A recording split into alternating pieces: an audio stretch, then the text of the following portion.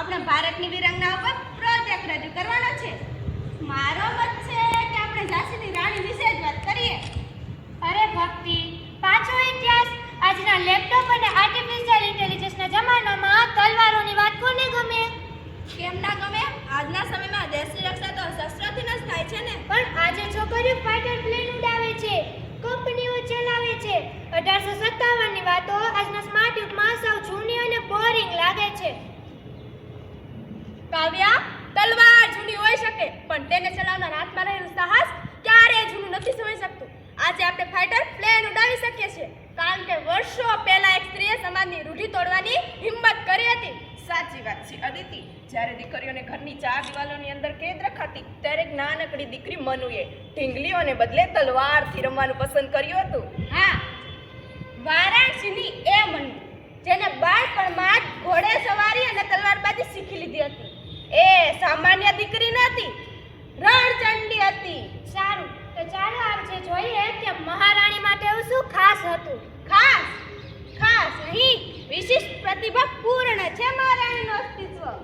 આજે મને એ કહો કે મહારાણીના લગ્ન કોની સાથે થયા અને મહારાણી લક્ષ્મીબાઈ કેવી રીતે બની ગયા? મનુના લગ્ન ઝાંસીના મહારાજ ગંગાધર રાવ સાથે થયા ને તે બની ગઈ મહારાણી લક્ષ્મીબાઈ. પણ તેમનું જીવન એટલું સહેલું નહોતું. નાની ઉંમરે જ તેમના પતિનું અવસાન થયું. ઝાંસી પર આગ તૂટી પડ્યું. તેમને કોઈ સગો પુત્ર નહોતો. અને ત્યારે જ અંગ્રેજ ગવર્નર ડેલ હાઉસની ખરાબ નજર ઝાંસી પર પડી. તેમણે ખાલસા નીતિ લગાવી. રાણીના દત્તક પુત્રને રાજા મનોની ના પાડી દીધી. અંગ્રેજોને લાગ્યું કે એક નારી જેને હમણાં જ પોતાનો પતિ ગુમાવ્યો છે તે લાચાર હશે. અંગ્રેજોએ રાણીને 60,000 રૂપિયાનું પેન્શન આપી કિલ્લો ખાલી કરવાનો આદેશ આપ્યો. લાચાર! લક્ષ્મીબાઈને લાચાર! અંગ્રેજોએ ભૂલી ગયા છે કે ભારતીય નારી જ્યારે પોતાના પર આવે ને ત્યારે શક્તિનું સ્વરૂપ ધારણ કરે છે. તો શું રાણીએ અંગ્રેજોના આદેશનો વિરોધ કર્યો? એ પણ એકલા હાથે? વિરોધ! રાણીએ અંગ્રેજ અધિકારને સીધી ચેલેન્જ આપી. હું મારી ઝાંસી કોઈને નહીં આપું, કદાપી નહીં. જ્યાં સુધી મારા શરીરમાં લોહીનું એક બૂંદ પણ બાકી છે, ફિરંગી ઝાંસીની માટીને કોઈ અટકી પણ નહીં શકે. ઝાંસી મારી માતૃભૂમિ છે.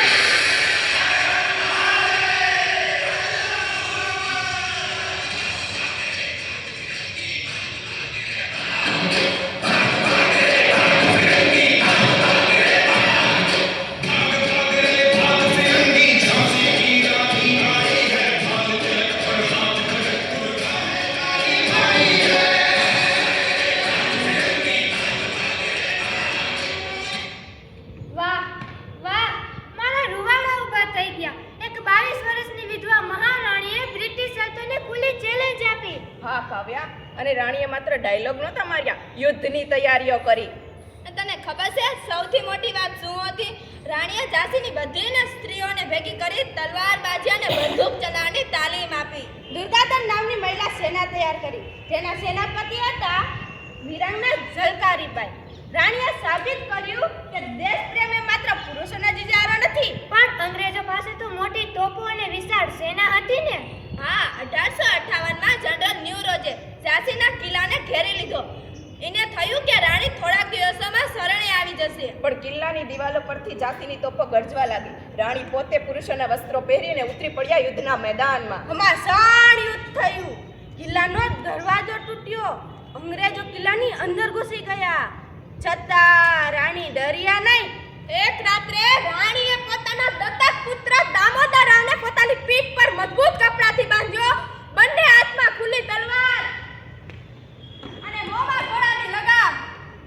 વિચારો એ દ્રશ્ય કે પીઠ પર પોતાનો પુત્ર અને હાથમાં ભવાનીની તલવાર અને બાદલનામાં ઘોડા પરથી કિલ્લાની ઊંચી દિવાલ પરથી લગાવી છલાંગ.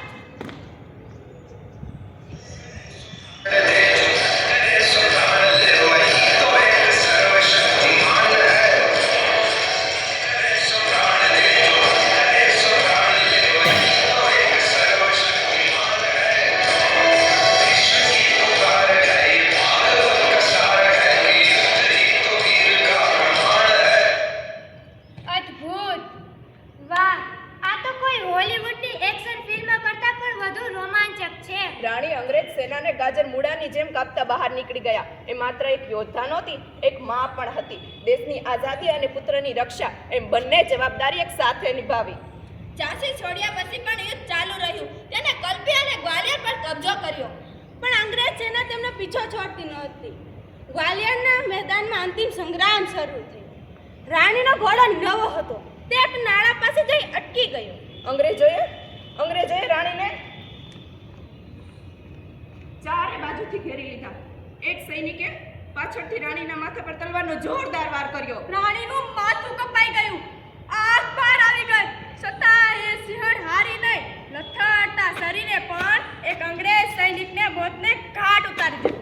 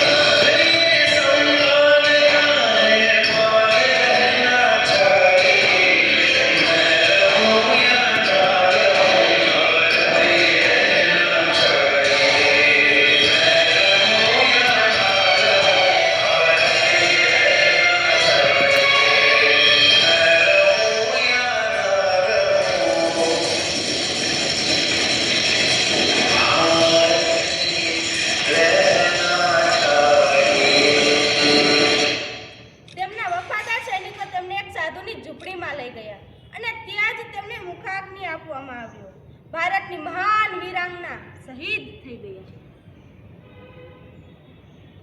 હું મારી વિચારધારા માટે માફી માંગુ છું. માત્ર 23 વર્ષની ઉંમરે હસતા હસતા પ્રાણ આપી દેવા એમના સાહસની સામે મારી આધુનિકતા સાવ નાની છે. વાહ વાહ, અદ્ભુત. અદિતિ, તારો અવાજ જોઈને મને એવું લાગ્યું કે જાણે સાક્ષાત લક્ષ્મીબાઈ આવી ગયા છે. આ દીકરીઓએ જે રીતે ઇતિહાસના આજના યુગ સાથે જોડ્યો છે, અદ્ભુત છે. કાવ્યા, હવે તને સમજાયું કે રાણી લક્ષ્મીબાઈ એ માત્ર ઇતિહાસ નથી. હા મેડમ, મને મારી ભૂલ સમજાઈ ગઈ છે. દીકરીઓ, આજના સમયમાં તમારે અંગ્રેજો સામે તલવાર લઈને નથી લડવા જવાનું, પણ રાણી લક્ષ્મીબાઈ તમને અન્યાય સાથે લડતા શીખવે છે. જ્યારે તમારી સાથે કોઈ અન્યાય થાય ને તમે અવાજ ઉઠાવો ત્યારે તમારામાં રાણી લક્ષ્મીબાઈ જાગે છે. જ્યારે તમે કોઈ નિર્બળને મદદ કરો ત્યારે તમારામાં રાણી લક્ષ્મીબાઈનો અંશ હોય છે. શૌર્ય એ કોઈ હથિયાર નથી, શૌર્ય કરે હાર ન માનવાની વૃત્તિ છે. હા મેડમ, સર જનરલ હ્યુ રોજે પણ કહ્યું હતું કે 1857ના બળવામાં સૌથી ખતરનાક અને શૂર જો કોઈ હોય તો તે ઝાંસીની રાણી હતા. બિલકુલ, એટલા માટે જ કવિયત્રી સુભદ્રા કુમારી ચૌહાણે ખૂબ જ સુંદર પંક્તિઓ લખી છે. ચાલો આપણે બધા એક સાથે બોલીએ. चमक उठी सन 57 में वह तलवार पुरानी थी. चमक उठी सन 57 में वह तलवार पुरानी थी. बूंदेले हर बोलो के मुख हमने सुनी कहानी थी.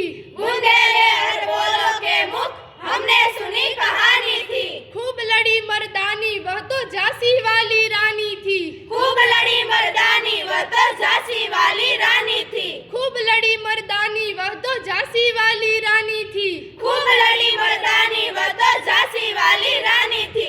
બહેનો, ઝાંસીની રાણીએ પોતાના રક્તથી દેશની માટીને તિલક કર્યું હતું. તો આપણે સૌ સોગંદ ખાઈએ છીએ કે ગમે તેવી મુશ્કેલી આવે આપણે સત્ય અને ન્યાયનો સાથ ક્યારેય નહીં છોડીએ. ક્યારેય નહીં.